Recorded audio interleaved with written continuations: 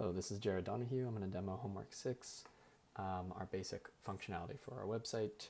Mine is open water swim races. So first I'll go through the functionality. Here's the home page with 3 highlighted items. I can click into one, and there's all the information about it. You can get to like a course map. I can search for more races, so displaying results for there's the search swim, which has a lot of results. I can click into one there.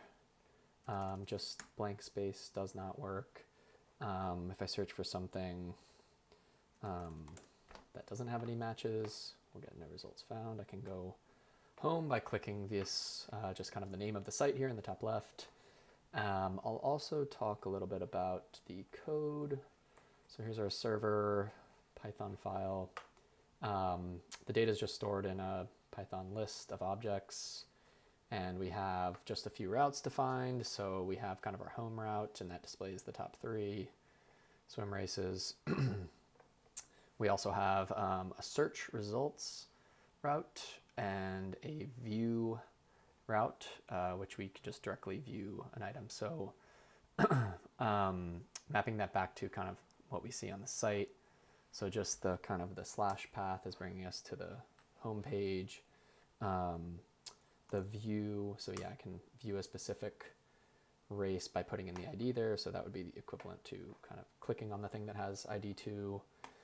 And then the search, I think there was, yeah, rock. So let's say we take the search query parameters here, enter through the input form, and we send that over to the server. And the server is doing some very basic matching here on the title. And we're sending back the matching races. And then on the client side in the JavaScript, we are just handling that and displaying for everything that's returned in that filtered list. We're going to display that in the HTML. So that's kind of a just quick overview of what's going on here. And yeah, this is the beginning of the website. Thanks.